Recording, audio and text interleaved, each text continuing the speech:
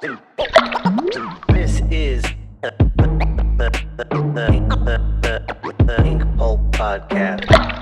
There we are. First off, I mean, I want to thank you for the camera. You're probably noticing I'm not using it. I hooked I it love all the fact that I get you a fancy schmancy camera, something that'll give you a real professional look to your setup. up. And you're like, nah, No, F that noise. no, I'm using it for my porn I'm making later. I suspect. No, I don't have a there's a cord I don't have. I have to be able to plug into the capture card with the HDMI. Right, you don't have that cord. Nothing I have has HDMI on it. So I think what I need is a micro HDMI, which goes into the camera, that Yes. comes out and goes into a regular HDMI, which is the capture card. Correct. And that goes So- into the back of your computer. Right. So I found one on Amazon. It's in my cart. I just wanted to make sure that was it before I order it. Yeah, So I I'll think have so. it for next week. Other than that, I had it all set up and everything. Did you test it yet? See what it looked like? I couldn't. I didn't have it couldn't hook it up to my computer. Yeah, but you could turn it on and see what it looks like on the flip up screen, right? Oh, I didn't think about that. It's an exercise with you every single time. You know what's strange? I am getting that signal that my internet is a tiny bit kooky. So we're going to try to get through this without it breaking up. I've turned off everything. There shouldn't be anything, but I'll sometimes tell I you just what. So Yeah. far, this is the best the best recording on your end. I haven't had any issues. Usually by now, you've skipped or something on your end. So I think we're okay. I'm planning to get myself. I've actually already bought a brand new computer strictly for both streaming and obviously doing this kind of stuff and having a little bit more processing power for it. Awesome. What'd you get? Those new Mac Studios. Those new. Oh shit! Yeah. You're not fucking around. It's a little treat for myself. As you should have. Yeah, I think it's well earned. Yeah, I'd agree with that. What's going on with you? You were at a show last weekend? Yeah, I was in Boston for a one-day show. Yeah. It was a lot of fun. I did pretty well. I mean, I'm a much my mental health is much better. My attitude towards cons is much better, and like I've learned from you, like adjusting your expectations helps a ton. Yes. It's been great, like not taking commissions at shows because it's really allowing me to talk about INKPULP instruction with people. Yeah. And get in depth with it. And I gave out all of my promotional material. I think by 3:00 I was out, and I bought enough for what it was usually a whole weekend's worth. Yeah. So I think the word is getting out there. And not to say I don't take commissions. I've just priced them so high that they're worth my time if I take them at that price. But that way really smart. I'm not just going to cons to make money, although I do need to do that. I'm doing it anyway. It's like things are just working out. Good. I'm proud of you, buddy. Hey, listen to this other microphone. Listen to this one. Yeah, I hear that. Yeah, this is the boom microphone that's right above my head. So I don't necessarily have to have this, but it doesn't have the big bottom of this one. That one is really that's a sexy microphone right there. Need all the help that I can get. So what's going on, man? You came back from the show. It felt good to you. Yeah, it was I saw that you were sitting next to our very good friend Mark Irwin. I missed that guy. I was kind of just joking around with him. I saw a photo that our art dealer from Essential Sequential took a photo of it, and I saw you at the far end with Mark on the right-hand side of you. And I thought, you said I'll Mark troll these a lovely guys. warning about me. I did. I said, don't trust that guy. That guy's like a disease monkey. Disease monkey. All right, that's good. I said you were the what do you call it? The patient zero of getting him sick. Of getting who sick? Of getting everybody sick. It all kind of radiates out from you. I'm just kidding. Well, I was like, who got sick? What are you talking about? I'm giving you a hard time. Yeah, so it was me, Mark, Klaus was there, Jason, and Mo. So it was the first night's dinner was, and Jeff DeCal was there too. Oh, right on. Yeah, so it was fun. But the first night's dinner was just me, Mark, Klaus, Jason, and Mo, and that was really nice. Yeah. You know, it wasn't a big crowd of people. It was really Was it a big chill. show? You know, it was a one-day show. So these are the people that owned Boston Comic Con, Back in sold the it. day? What? Back in the day, Boston Comic Con. Right. So they Yeah. sold it to, I think it's Fan Expo. Okay. And Fan Expo turned, or no, maybe it was Reed. I don't remember. Mm. It's one of the two biggies. Okay. But that convention company turned it into a big like celebrity show, as they Sure. do. Sure. Um, and the original organizers, I think, were like, "Oh man, I wish we didn't do that because now it's not the con we built." So Yeah. they waited out their no compete clause, Sure. and then they got investors behind them, and they're like, "We're going to do one day show for a few years." Yeah. And the investors and everyone was under the idea that, well, after it was either 3 year, I think it was 3 years, we'll be hopefully turning a profit. Right. The show was packed and really well. I can't say if they made a profit or not, but I noticed they've already announced next year's a 2-day show. Oh wow. So that's Okay, a so good they're sign. already upgrading. That's And great. it felt like a comic book convention. It didn't feel like when I say that, I mean like an old comic book convention. Yeah. There was no celebrity presence at all. It was all in kind of a large hotel ballroom. I It wasn't saw. in a convention center. I was like, look at this old school shit, man. Tomorrow this thing's gonna be turned into like a wedding banquet or Yeah, exactly. But it was awesome. I mean, there was enough like creators there that it was great to see everyone, and it was yeah. the attendees were all there to buy shit and talk, and it was a good show. Oh good. Good. And like you said, they're gonna be there next year for a two-day show this time around. Yeah, so I very much would like to go back. It was a nice quick little getaway, and all the talent, they were like, look, come have a weekend in Boston on us and do our Yeah. one-day show. So we got in Yeah. Friday. I Jeff and I planned our trip to leave Sunday night so that Sunday afternoon we could walk down to the water and get a lobster roll and then head to the airport, which we did. yeah. It was Yeah. Yeah. delicious.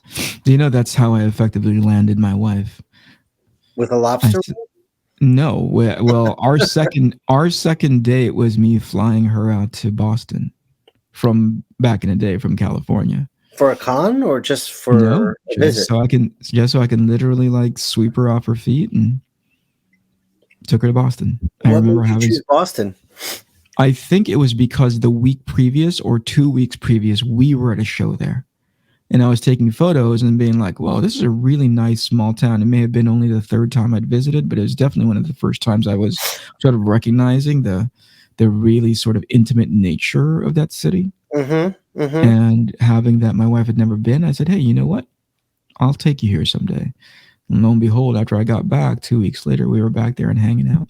That's awesome. It was a nice city. I could see how like having a female by your side would make that a really. Oh my gosh, It's we kind of went perfect for everywhere. that. We Yeah. were we were zonked out by the time all was said and done because everything is, at least from where we were staying, it was pretty walkable. You Yeah, it's know, very so walkable. Yeah. Yeah, we didn't um, take an Uber once. We walked there you everywhere. go. Yeah, Yeah. I love the nature of that. We went from going into a bookstore that happened to have a cafe inside, which we had some of the best corned beef that we've Oh, ever had. It was that memorable. And then afterwards, we walked down another neighborhood. And there was an antique shop, and my wife and I walked in there. Well, then my then girlfriend walked in there. We're just checking the place out and went bowling in the evening. And it's really nice, nice. really really nice Yeah, it's city. a nice city. Yeah, Yeah, that's great. So yeah, dude. we should all go back next year. Assuming that the world isn't shut down again. Hey, hey, hey, hey, we're done, right? We're moving forward. We're not going Not back. what do you call it? Not Philadelphia. Oh, dude, that shit is so stupid. So stupid. So stupid. So dumb. It's all being under the guise of like, oh, we've had an uptick. But if you really go look at the numbers that they're reacting to, or in this case, overreacting to, holy crap, man, you're willing Yeah, to lock down your it's city an uptick again? in the spreading of a cold. I mean, everyone has it or is exposed to it right now, everyone I know that has it, it's like I have a cold. Right. Right, for sure. Speaking of, I have a cold. Well, I know for sure I have a cold. I don't know if I have it, Yeah. but ever since things have lightened up a bit, well, we've been going to a little gym for my son for a while now, which is like an hour long, hour and a half long sort of activity, just for me to Like a burn off that Gymboree energy. thing. Kind of like that, Yeah. yeah.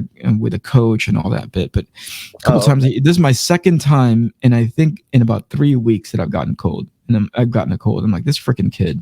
They just Oh, dude, you've freaking got 2 kids now, you're done. The next yeah, 4 years of your life are antibiotics. this freaking petri dish Yeah, of I like remember that. awfulness. But then you Yeah. come out of it, you're like Superman with your immunity. And that's what I mean. I'm like, I'd rather have it now, but in the meantime, I'm sitting Yeah. here going like, oh, I've got that, you know, that clogged sinus feeling. You know what I mean? A little bit of Yeah, we all whatever. have it too. Yeah, yeah. Yeah, me, Steph, and Zoe all have it. Right on. But it's just a little cold. Yeah, yeah. I'm All right. So what sorry. are we talking about? What are we doing? You said you wanted to ask me something tonight. Is that the case? That's not true at all. I was thinking that was going to be the case until I get caught behind the schedule 8 ball, and I can't think of. I can't. I come unprepared with 0% notes. Okay, well that's fine because Well, here's the thing. Here's what what? I've seen in as far as your personal growth is concerned, right? Okay. Like what I've seen in the time that we've sort of, as an entire country become sequestered, sort of like put under lockdown. I feel like there's a different chill to you than before. Yeah. It was always the person I was hanging out with before. When was the last time that we saw each other? Well, short of your visit, you came to You mean visit me before? two Yeah, years before ago. I visited you, it had probably been months before COVID hit. Probably 6 months to a year before COVID hit. Was it Chicago? Were we in I Chicago don't do together? Chicago. Mm. It must have been. I don't think you were at Heroes that year. Hmm.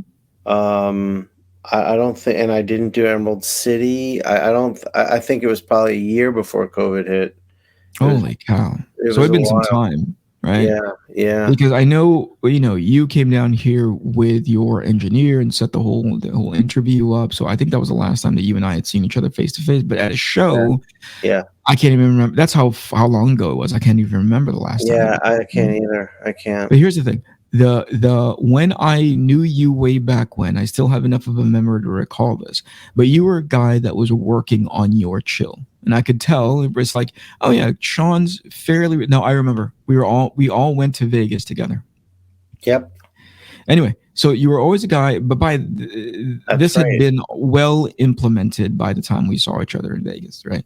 But Hmm. way back when we would do shows, you were always a guy that had a chill about you, but I could always tell it was, and this isn't the right word, but it was under duress. Hmm. No, Right? that's There was probably still a that good way of putting nervousness, that tiny it. bit of anxiety energy. Yeah. But ever since we've been hanging out recently, I mean, we've made these. This is what, our third time recording, fourth time recording, This is third our time, fourth. fourth. Yeah. Like I feel a change in you, right? So if we're gonna say lockdown is 2 years plus a year previous since we've seen each other, not counting Vegas, what do you think you've done with yourself in that time that I has not just has made it uh, obvious, right, but sustainable? I've done a lot of work. I didn't. I probably started doing the work. Probably a year, maybe at most two before COVID. I started listening to some self-help books, Okay. and I started a new way of thinking. I started accepting ideas that I hadn't before. The big shift was embracing the idea of faith, and I don't mean religion. Sure. Um, and I'll just call it the universe or whatever. Yeah. But Something embracing more the something more spiritual. yeah, some like so I went from being a very um I guess a cold-minded, logic-driven, science-following, atheist-minded person, Uh-huh. And what I mean by that is I had a very cold outlook on everything. Like, I didn't believe that thinking positively really made a difference. Mm, I didn't believe that your thoughts had power to them. I, I didn't, and I looked at everything, I think, maybe it was a naive or a more childish way to look at things, but if something wasn't right, I had a lot of trouble accepting that. Like, if something wasn't fair, I shouldn't say right. If something wasn't fair, I had a mm, lot of mm. trouble accepting that because it was. I think that definitely comes from my dad. Just this mentality of like, you be good, you do good, you work hard, and everything will be good. And those Sure, who are shitty won't be sure, good. sure. So, it was kind of like a big wake up call to realize, like, first of all, that has nothing to do with me. Whatever's Right. going on with someone else has Yeah, nothing to do with me yeah, at all. yeah. So A guy that you know, a good buddy of mine named Michael DeNicola. I stand and I say it tongue in cheekly, but there's obviously truth to it, where he says, "What that guy eats doesn't make me shit." right, Right? it's It's a healthy something way like to that, be. right? It's a healthy way to be. And so, a lot of the, like, duress, as you put it, or anxieties I was feeling, it all came from uh, financial worries and Yeah, lack of financial securities, sure. and like, I could there was like, I was a workhorse. Like, I know I couldn't work harder, and sure, I had room to grow artistically, and I always will, but I was growing. It wasn't like I was stagnant, Yeah. and I was doing everything I thought that was right. I mean, I was at one point working 2 full-time jobs, and I just wasn't getting anywhere with anything. Mm, mm, Um, and it was listening to a few books in the beginning that started to get my mind shifting in thought. yeah, And it took several books and several, the I started practicing meditation, which was a big part of it. yeah, Um, but just little things, like changing becoming aware of my inner talk, yeah, becoming aware of my thought patterns, my default way of looking at things, yeah, and saying things to myself, like, for example, if something made me angry, yeah. I would just say, "Wait a minute, what can you do about it?" What Sure, Understanding that getting angry isn't gonna make it any better, sure, it's only gonna make it worse for you, sure, sure, and then just looking at it as like, "Well, what can I do to make this better?" And then it was, "What are the opportunities that this problem is presenting me?" sure, And when I started looking for the opportunities, I started seeing, like, something I perceived as bad would happen, but it was actually an opportunity for me to do something, and something better would happen. sure, So it was a sure. lot of that, and just having faith, like, just being like, "Stop worrying about money and just trust that what you're doing will work, and have a healthy mental attitude towards it," and learning about the law of attraction to help as well in that Right on, scenario. right on. So, while I'm not, like, any more financially stable, I am doing a lot to build a stability, but I'm not living in that fear zone. Yeah, That was a big one for me, yeah, realizing how much fear owned me. yeah, I mean, I lived in a state of fear, and just yeah. realizing, like, well, what did that gain you? What did that do for you? Did it make anything better? Did it make you work harder? Right, Did it make more opportunities come at you? right. No, it didn't, and in fact, it made my work suffer, and it also, I'm sure, made people not wanna be around me to some extent, Hmm. I to be certainly didn't want to be around you, to be perfectly honest. I well, was but like, that's my nature, right. so even Yeah. though I'm cooler and calmer now, you still don't wanna be around me, it's Oh yeah, no, nothing has changed. I'm just saying back right, then, at least there was a reason. Now I right, can't think of a reason. I just don't like being right, I'm just not a likable person. around. Now you're too chill. Now we have zero relatability at this point. So Sorry to now interrupt. when I What do you feel so well, so go like ahead. you got you sort of recalibrated, right? Yeah, You that's a good way to saw put it. that first of all, I am, and I think that's pretty profound to come to terms with the idea that you were operating under the parameters of fear all the time, fear of Yeah. failure, fear of like lack of financial success. Yeah, And yeah, fear you said failure like was big. the moment you sort of said, hey, listen, I'm going to be proactive about the things that I can do something about, Yeah. but I'm going to deprioritize all the things, because you can never really tuck it away, right? The best that you can do is just be like, I know that exists, at least for me, right? Yeah, I yeah. know that exists, but it needs to be over there because I can't do anything about it. You Right, know? I mean, I'll feel that bubble up, but I can very quickly diffuse it or, like you said, put it aside. Yeah. You're not serving me. I don't Yeah. need you. Right. I think it took me hitting, like, a sort of bottom to wake up to everything, Is that and right? I think it was when I was interviewing to go back to SCAD Oh wow. is when I was like, "Oh, fuck. What am I doing?" I just saw my life, like, heading off the rails in a direction where I was like, Now that was pure utility, right? Because you were going there like, I need to have a level of financial stability, and this allows for that.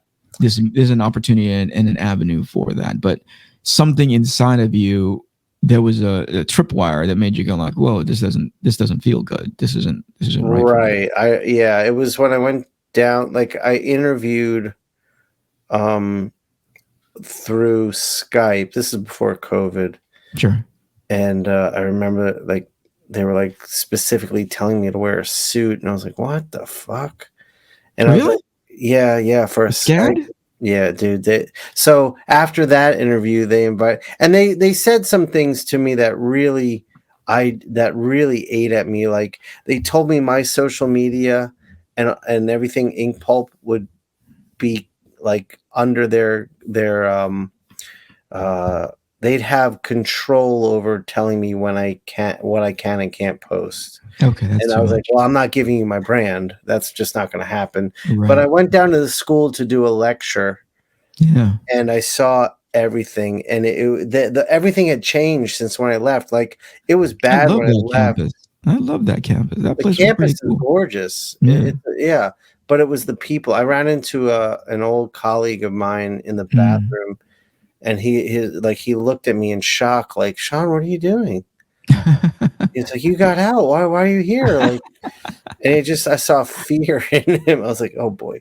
But it was also learning, like, everything had changed and what my role would be, and they would essentially be dictating everything I did in the classroom and, all of these rules in place. It was like basically they had turned it into McDonald's, Mm. where you had no room as an individual to be an individual, and they just Right. wanted you to be replaceable. And I was like, I'm not gonna have time for my art, and I just was like, this. I saw it. I would just be, Yeah. I'd be like people I know. They're just really unhappy, Right. Right. They and hold on to it for the very specific utility of having some financial stability, but it's you could tell, well, at least for you, you can speak towards that, which is that wasn't really the dream. That was just like you said, the level of desperation that you had arrived in. right, right. Right. And I was listening to a book at the time. I think this is the second one I listened to, Yeah. and I remember saying to myself, Shawn, you've got these abilities that are Yeah. strong enough to do Yeah. something with. Yeah. Where can you put them to use? And I started making a list of You made a things list. I Wow. Okay. yeah, yeah, yeah, I made a list of things I can do and then put them into action as goals. Like, what can I do short term to make some money? I said, "I Yeah. can sell some drawings right away." So I very quickly got busy doing, like, a set of Avengers portraits Sure. and a set of, like, Batman Adventures, like, watercolors, and Yeah. I remember selling those really fast. Right. And I was like, "Okay, alright," and one of the first things I put on there was, um, create, educational videos for comic book artists, and Right that's on. where Ink Pulp Instruction came from. As Yeah. I was interviewing with SCAD, I was like, "Wait a minute, why am I giving you Yeah. all of my knowledge for this low salary?" Right. You Right. know? And I was like, "Alright." So I put myself to work, and I just got focused, and I stopped paying attention to the industry. I stopped paying attention to who was on what book, who Dude. got what job that I didn't get, and like Yeah, yeah, all that yeah. nonsense. Yeah, isn't And that I liberating sometimes to just be like, oh, it was that extremely was an liberating. that was an old version of me, that was a past version, and Right, as it is right. now, maybe it sucks, maybe it doesn't, but for sure it's not for me. And it was hard. I mean, I got busy and I got focused and I worked my ass off, and it took a lot of work. I mean, I had days of darkness and I had days of light, and over repetition and staying focused and keeping going. The days of light started to outweigh the days of darkness, Sure, and sure. now I don't really get days of darkness. I have moments of doubt, but I Yeah, just I just say, like you said, I don't have time for you. yeah, Um, and I stopped. Also, one thing is, and this is something I'm still really working on, is everything was about money. yeah, Everything. And I was like, yeah, I've really like lost the joy in creating. I've lost the sure, joy in living, because it was just like, if I don't have money, I can't be happy. right, And it wasn't even like I wanted riches. I just right, wanted stability and comfort. yeah, yeah, But I realized more recently, my lesson was to find comfort and happiness without that, right, and then right. that will come. Absolutely. And I'll say this, I think it runs in parallel to what you're talking about. I think success is, you have to form the habit for success, Right. right? And far be it for me to define what success is for you or for anybody, but I think one of the things that make people, especially in our field, in the more creative field, right? I think if you deprioritize the money, strangely enough, it comes faster. Yeah, I think you're You right know what I about mean? that. Like, I think it's a matter of just focusing on the thing that really makes you want to get up and do that thing, right? You got to Yeah. get up, do that thing, and go like, okay, I'm really satisfied with my effort today, right? And you could put your head on your pillow, fall asleep at night, knowing full well that you sort of put as much effort as you could that day. Sometimes that doesn't have to be 100%, but whatever it is that you had remaining that day, for whatever it is that you're drawing, whatever it is that you're working on, and then somehow, like, things open up to you. Yeah, and that's what I had trouble grasping years Right, because ago. it's faith based, right? It Because is like you were faith-based. saying, you were so logically driven, logically motivated. The thing that fed your engine was the gasoline that is logic. That to say, okay, well, for next I'm going to try to, feed this engine with like faith, and you're like, it's so hard to come up with to immediately switch to that, Yeah, it was not immediate. Yeah, But yeah, but, it took work. It just, yeah, like, it took me time, like, it was a period of a watchful note-taking on me and my thoughts and yeah, recognizing patterns, yeah. Did you and keep a then journal or something when you say note taking? no, yeah, I did keep a journal, but I mean, just mentally, like, Taking notes. yeah, like, Yeah. "Oh, now you're depressed. Why?" Yeah. How did you get here?" And then starting to see, like, something happening and be like, "Oh, that's gonna depress you, that." Right. And now you have a choice. And Right. realizing happiness was a choice was big. Wow. That That's was pretty that's big. pretty big. Yeah, That's and pretty it's like big. you can tell someone who isn't happy it's a choice, as much as you want, they're not gonna understand it For sure. until they're ready to accept it. For sure. I'll tell And you a story that I had a conversation again. My buddy, our common friend, Michael Dinicola, he was saying it's hard for him to. He was asking me what social media platforms I frequent more regularly now, and I said I still do Instagram, but I do a whole lot of Twitter now, right? mhm, And he said, "Oh, I just can't step into Twitter, because it's such a cesspool." And he was explaining the A, B's, and C's of why it's such a like an awful experience for him. And I said, "I think everything that you're saying is true, but let me introduce this idea to you. Everything that happens on Twitter, you bring onto yourself, short of a few handful of instances, right? yeah, You yeah, can curate the experience that you have on Twitter, absolutely. And so I think I gave him the example that at one point in my sort of twittering, I don't do it like I time box my time on there, right? I Mhm, at one point in my Twittering, especially when the previous administration was on its way out, just people were going freaking bonkers on there, and Mhm. I thought like, and they were, again, they were the nature of that place. It does not thrive without some level of conflict, right?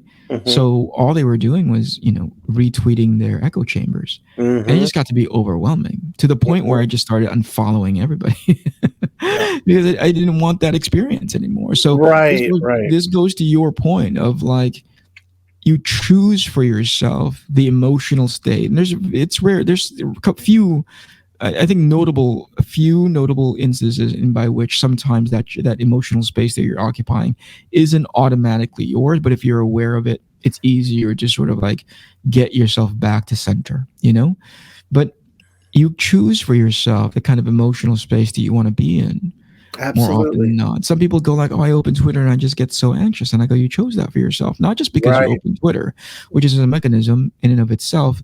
Yeah, okay, I understand because again, the place is built on conflict, right? Right, But right. also because you opened it and you chose those people to follow, Exactly. and by Exactly. proxy, you chose to follow the people that they're following because they're gonna, again, they love, Twitter loves echo chambers, right? People love Right, echo chambers. They right. love to be proven correct about they love to be validated about whatever their opinion is because they're not strong emotionally, confident confident enough And psychologically. these right, and these social media applications are very adept to curating your experience on it based on what you're liking, what you're responding to, and For if that's sure. what you're very involved with, it's gonna just dump all that to you. For sure. For And sure. that was another big thing was I hated social media for a lot of those reasons. It was just a place I'd open up and see everyone's successes and my failures, and Yeah, sure. and It's then I built would get that way. really It's built that engaged way. with what's that?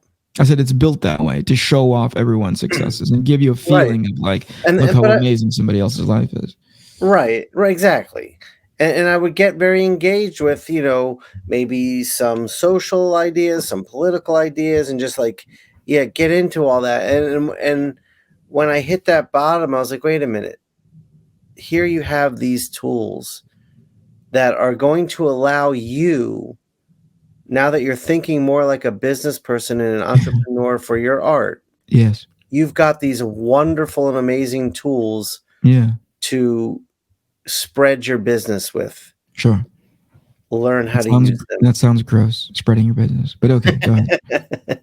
But I was like, if I learn how to use these, I stop paying attention to how many followers other people have. Yeah. Just you, just worry about you and what you're doing on there and learn about these Yes. different platforms and how to use them. And I'm still like every day is a learning experience Yeah. on For sure. social media for me For sure. that I take and put into the next day. Yes. So, I got on TikTok. I did all kinds of stuff. And I'm on Twitter. Twitter, I don't like everyone complains about it. I don't have a problem with Twitter. I see people very engaged in these debates and these repeats Yeah. and I It's just just a ignore that. I'm like, yeah. It's why are such a you wasting your energy? That was the big thing for me was I realized where my energies were being placed. And you have a finite amount of energy in yeah, for you. sure. At So to any put given your day. Yeah. right. So to put your energies into these negative political tweets or Mm, complaining about something or like I was like that is something I am done with and I am out. And I sure. see people doing it. I just scroll right by it. I'm like, Yeah. Yeah. I'm not I interested in that. often, when I run into that, these days, because I've come to realize that there is a social component to social media. Surprise, surprise! That when you unfollow somebody, they really take it personally. Right, right, And I'm right, like, this is crazy. You and I have known each other for decades. Why don't, that should not mean anything to you. We're friends right. independent of this thing, but to some people, it's a big deal. So more than I've learned to unfollow, I've actually learned to mute a lot. Yeah, I'm I like, muted a lot I'll too. continue to follow you, but geez, Louise, heaven forbid you get pissed off at me. This is not my intent. It's just that you're putting, if we're talking about the curation of my experience while I'm on this platform, you're putting a lot of things in my timeline that you think are quite clever, that you think really help stand up your lack of self confidence in your own opinion. Like Twitter Right, is like to your point, is a great tool if right. you are now an active broadcaster rather than an passive receiver. Exactly.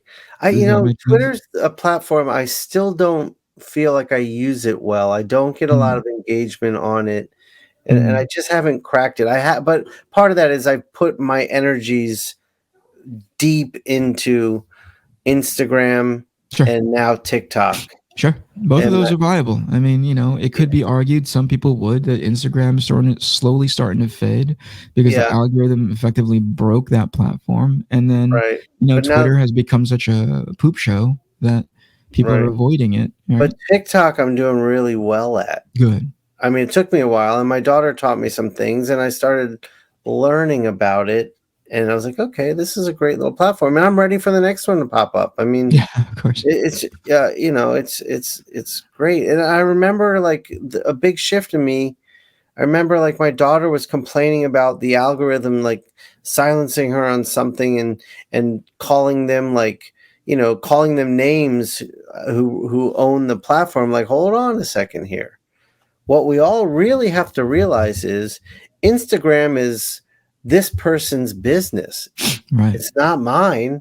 I Right. have no ownership to it. For sure. They allow me this platform, For sure. and they're the controllers of it, and I have to accept that. Yeah, no, Now, some if I people are, learn how to use it in a way that they like, it's going to help me. yeah, no, I But to agree. complain about them is silly because that's Yeah. their business, and I Yeah, I wouldn't want remember. anyone coming into INKPULP Instruction telling me how I should make my video.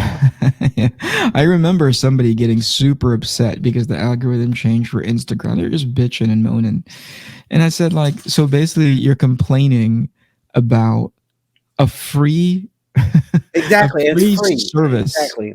Exactly. right? And because now it's disadvantageous as opposed to advantageous as it was previously, and it's impacting your business. And by the way, I have complete sympathy for that, right? I would hate for something to turn around as a service to be like, well, I used to make my living off of this and now it's not working. It's similar to Facebook, right? Like, Right, but that's this when you doesn't learn to work pivot. anymore. Yeah, like this doesn't work anymore. And so, damn Instagram, damn Facebook. I'm all like, you're on here at their behest, Right, right? There's this building that has millions of rooms, and they say you can come and squat here anytime that you want. right, And now that they say, hey, we're going to paint the building pink, you're like, no way, man, this is my building. And right, people couldn't exactly. understand it, that it No, didn't belong to them. You are at the right, behest of these people, exactly. right? And Yeah. so, It's and like the when other I thing that I see was you see the the, other thing that like, I was willing to highlight was that if your business is contingent upon this thing that could and at any moment could pivot and change so that it's less viable for you, then that's not much of a business at all, right? right, right, right, You didn't build that into your plan of like being right, agile and being able to change and switch directions. right. It's a Anyway, I cut you great off. What were you saying? it's a great platform to market and promote yourself with. Yes, But if your whole business is on one platform or a couple of those platforms, you're in a very dangerous position. I agree. Any Um, business would be, but right, right, right. it's But just you can use it and have like a lot of success, and you I can agree. really blow yourself up. So if you just play the game, Yeah. you can get somewhere with it. But it's like I love the Instagram models. Instagram's very clear about what they don't want and what they Right. don't allow in terms of showing skin. Right. And so they do really well for a while because they're showing a little bit of skin, and that's the thirst trap, as they call it. And it gets a lot of attention. They build these businesses. They have these OnlyFans page, and they start doing really well. And then all of a sudden, their Instagram gets shut down, and they go on a tirade about how Right. shitty Instagram is. Right. Right. And Right. it's like, no, this is they've been very clear about this. No, You were lucky absolutely. for a little bit of time, and now it caught Right. up with you. Right. So All right. So pivot. let's talk about how you've taken that sort of personal growth, that emotional space that you're like, hey, I'm putting into practice what I had sort of theorized and conceptualized, right? I came up with a thesis. I'm putting into practice. I've gotten better at it. Not to say that you're 100% adept at doing it. How Mhm. has that impacted your work overall? Oh, Your outlook, your sort of even just the actual utility of drawing. my artwork, I found joy in it again. That You was big found for joy. me. Yeah, Yeah. and that's when I started painting, and that's when I started creating the way I wanted to, and, Yeah. uh, started learning again and growing again. You hadn't done that in a while, learning and I growing. had been, under such deadline duress and financial strain that Yeah. I was just getting shit done. Right. Sure, there's an element of growth to just the act of Right. doing it, Sure. but I hadn't spent But it time wasn't thinking. purposeful, right? It wasn't like top of mind, right? You Right, weren't it was like, like, I I'm gonna do realized this today. you could probably look at the last 2 years of my work and see a dip in the quality for sure. Because one thing was the scripts were just getting worse and worse and worse, and I wasn't enjoying that part of it, but I was just trying to get it done to get a paycheck over and over and over and over, Right. and I was no longer, like, actively seeking growth. I just didn't have the time, the energy, the space for that, Right. and so therefore the act of drawing a comic was just a job at Yeah. that point. Yeah. So getting That's not back to uncommon. Yeah. yeah, so getting that away from me, allowed me to find joy again and slow down. Mm. Like, I stopped worrying about how long it takes me to do something. Like, I spent years worrying about, "It takes me too long, it takes me too long, it takes me too long." Where did that come from? Was that just from all that Because hustling, all of that? yeah, I mean, also, I knew, like, I wasn't a monthly artist, Yeah. and so therefore making a living was even harder. And I Right. Right. wasn't Right. getting anywhere, so it's just like, I need to get faster so I can get more jobs means more money, more jobs means higher profile gigs, blah, blah, blah, blah, blah. Yeah. I Yeah. Yeah. played that game as I thought it was supposed to be played. I played it for a few years longer than I probably should have, but that's where it ended me. So getting away from all that was great. Like, it's funny, Klaus and I have had these conversations at almost every con lately, Yeah. where it's like I've gotten rid of deadlines, and he's like, "What is that like?" I'm like, "It's feels great." I was like, it's hard because Yeah. you don't know where your money's coming from, Right. but it's liberating to not live like that anymore, to live under such stress. And then Sure. got rid of it. I was like, "Wow, what kind of toll did I take on myself?" I was Sure. constantly, like, worried. I was in a Yeah. state of constant, like, worry. What did I get done today? Was it enough? It was never enough. I can't remember a single day where I went to bed like, "I fucking got ahead. I kicked ass. I feel great." I don't think, maybe once or twice. Right. Maybe once Right. or twice. But more often than not, what was the thought? It was like, oh man, I didn't do enough today. I could have done more. I could have. Right, so now I needed to get it. I needed another hour today, um, and so that means tomorrow I'm behind, and then it was like it compounds. Yeah. Sure. So then it's like I see my schedule deadline growing towards their deadline, Right. and it was like a game I played with myself over and over. And it was like, Shawn, why are you doing this to yourself? Like, what are you like? It's crazy. Yeah. So, that's how it's changed my artwork, and it's let me think about get back to why I do this. What do I want from this? I mean, Sure. I got into comics wanting to create my own stuff, and I thought the route, because what my example was Frank Miller and Mike Mignola. Sure. Sure. Go become a sensation at these publishing houses, and then you can break off and do your thing. It was a different time back then. We didn't Yep. have the internet. Yep. But so I was in that mindset. I have to break through at one of these publishers and become a sensation, to some extent, in Yeah. order to get where I want to go. And it was like when I hit that bottom, I was like, no, you just need to figure out how to support yourself bring in enough passive income that will allow you the financial stability and time to just do what you want to do and take Yeah. the money Sure. away from that. Yeah. For sure. Don't even Yeah. so it was a lot of false starts of me like, I'm gonna get an image book going. I'm gonna get an image book going. And just but I hadn't figured out how to bring in the money that would allow that to happen. Right. So, that's not that I even wanna go to Image anymore. I just wanna publish my own shit like you Yeah. are. Like, I Yeah. just wanna crowdfund it and reach my audience and do it that way. But Yeah. so everything I'm doing now is trying to build INKPULP Instruction to the point where it supports me. While I'm doing that, I'm trying to survive financially because it's not supporting me Right. and make plans to get my book going. So it's like I'm in this crazy, like I have this insanely busy schedule.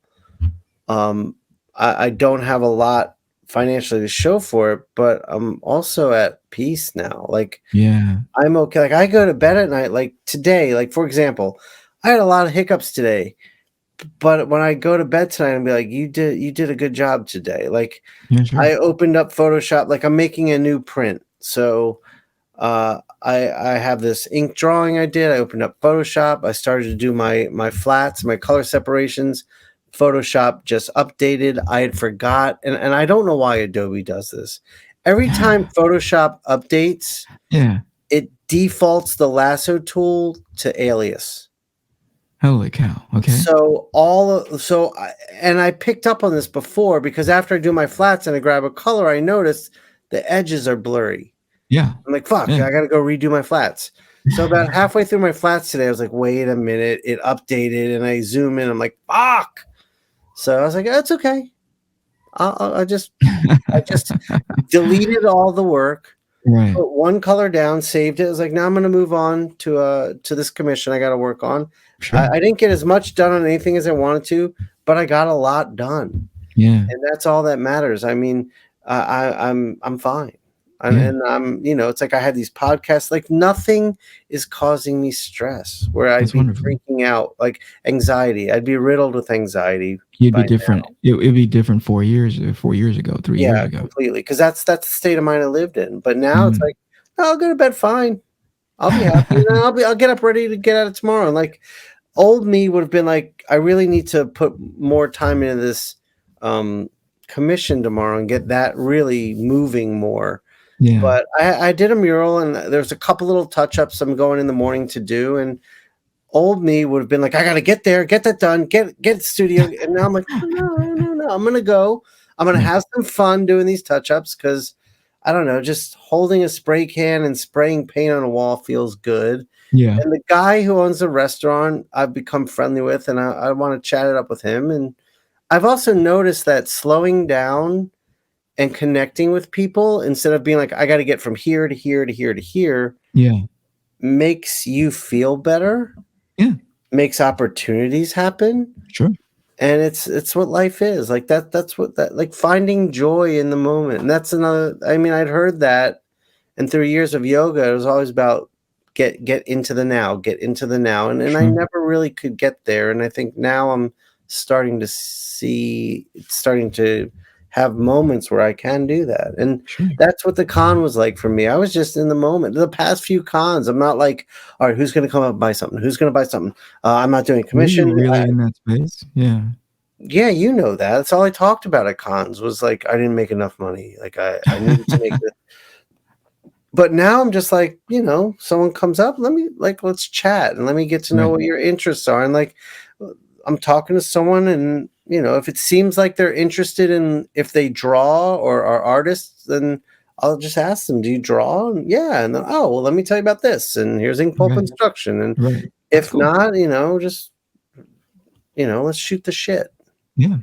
That's great, man. It sounds like you're at the very least well into the journey of like finding that personal center, right? Yeah. Yeah. That's I'm pretty freaking happy. amazing. I'm Now I'm not generally happy. And yeah. I was afraid to say that. What, that you were happy? Yeah, like if someone would ask, "How are you?" I would Yeah. just be like, "I'm okay." Like that was just it. Like I wouldn't think about the question. I would just say, "I'm okay." Like I wouldn't allow myself. I wasn't allowed to say, "I'm good. I'm great. Yeah. I'm happy." Well, Like why wait a minute. When you say you weren't allowed to say, what is that? Some kind of self-inflicted thing? yeah.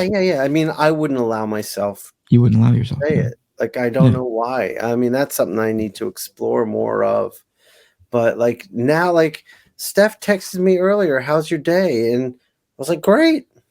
Like nothing amazing happened, but I'm in my space. I'm working on a few projects. I'm Yeah. going to podcast with Eric tonight. I was on Ryan Stegman's podcast earlier, and Yeah. like this is a cool life I've got.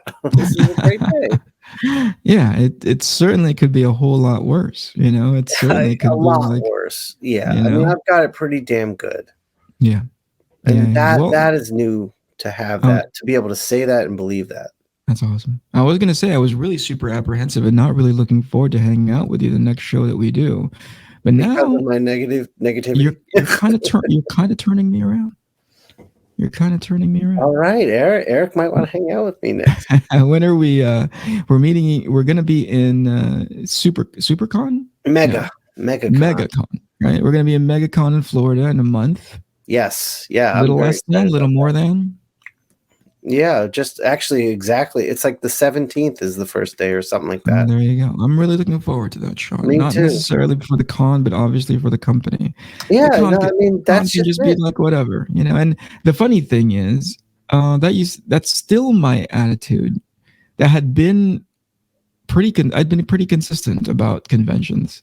Like I Yeah, would just get to the show, I would draw, get bored, and then mhm, just like kind of walk around, you know, because yeah, it's like yeah, I I didn't I don't know. I feel like part of going to a convention not it is not exclusively just sitting behind the table. That's obviously, you know, the business component, or you know, and in by proxy the financial component of going there. You want to make sure that at the very least, you know, there's an opportunity to make money there, and if you could, why not, right? But for me, drawing that thing for somebody who was cool enough to want me to draw it for them was so much more profound for me, right?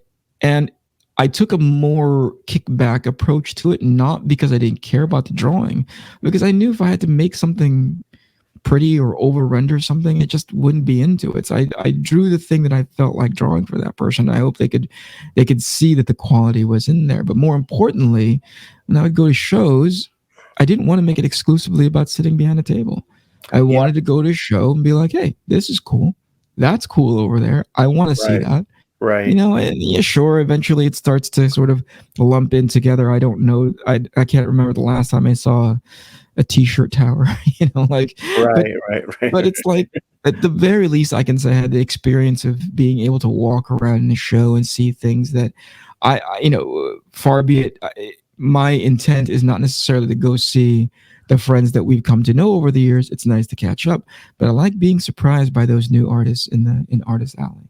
Like right, I like seeing them, and I'm all like, "Oh, you're early into your Artist Alley career," and I'm yeah, so freaking excited for you because I really hope this takes off the way you intended to. yeah, And so, yeah, seeing those people's work, seeing them be so enthusiastic about it, to your point earlier about like you found your love for drawing comic books again.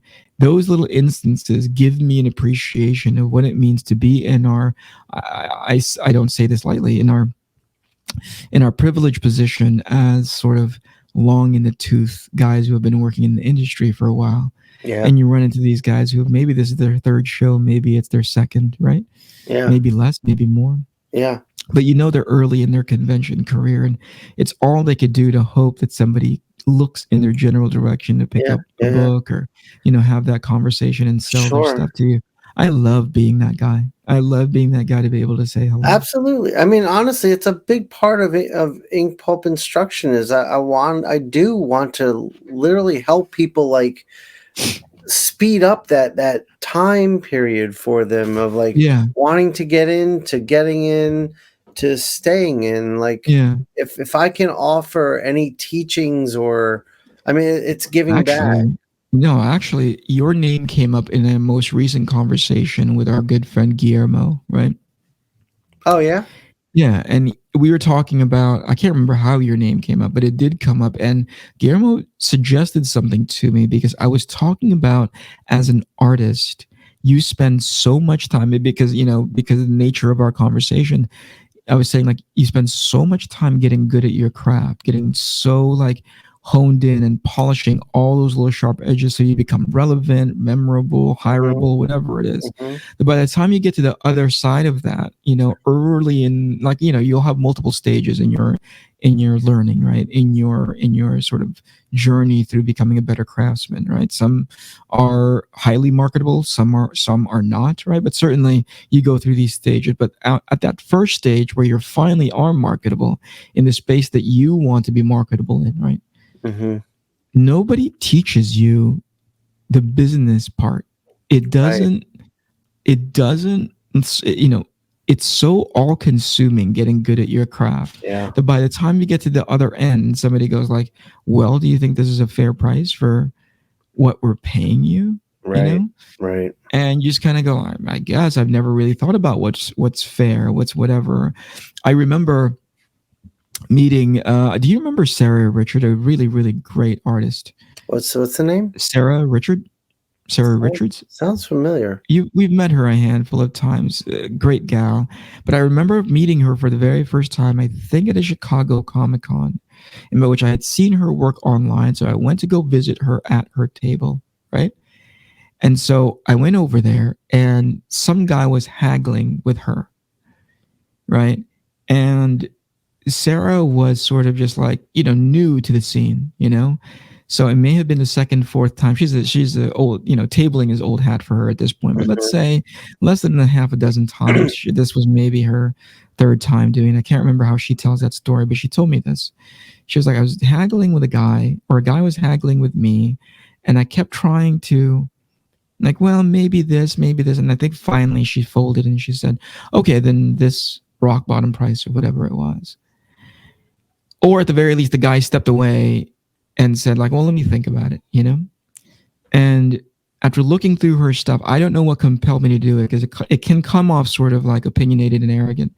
But I told her, you know what that guy was saying to you? Don't lower yourself to that price. Right. Understand that that's what you feel comfortable parting with that piece of art, Right. and don't do it.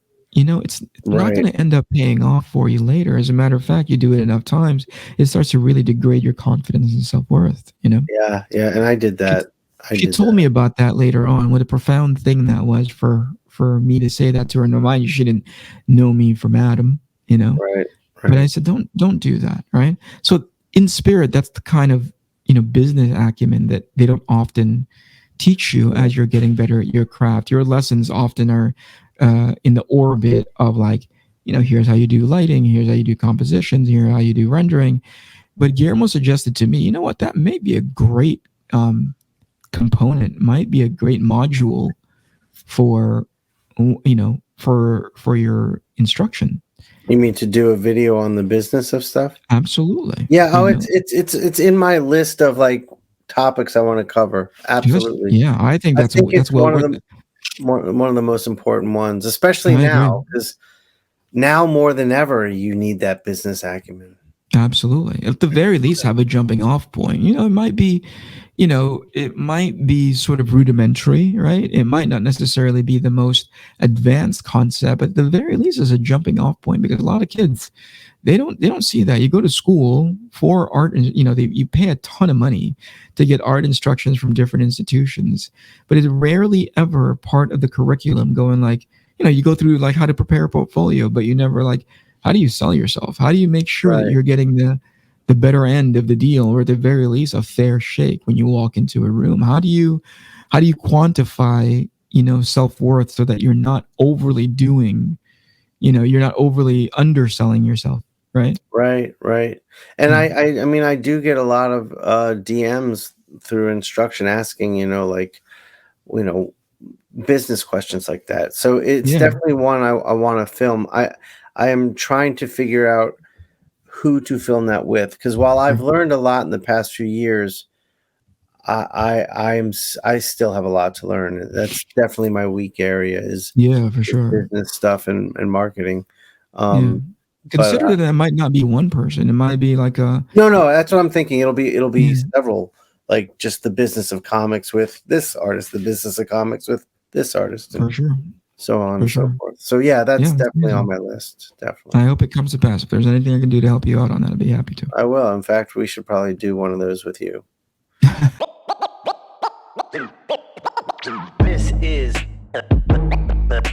the INKPULP podcast. This is the